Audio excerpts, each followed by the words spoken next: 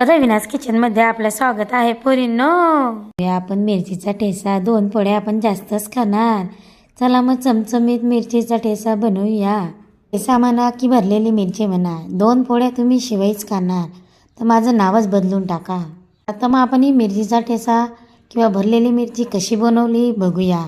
मी इथं मिरची घेतलेली आहे, पावशेर म्हणा अर्धा किलो म्हणा, तिला मधातून चीर करून तळून घेतलेली आहे। मी इथं मिरची मस्त तळून घ्यायसाठी मी इथं 2 पडी तेल टाकलेलं आहे। मिरची चांगले तडाखे मारू द्यायची, तोपर्यंत आपण तिला झाकूया।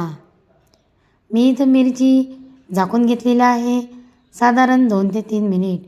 तोपर्यंत मिरचीला लागणारा मसाला करून घेऊया। मी इथं 1 वाटी धने घेतलेले आहे, 1 वाटी जिरे घेतलेलं आहे, 1 वाटी शोपा घेतलेले आहेत। मग त्याला मस्त तव्यावरती भाजून घेऊयात।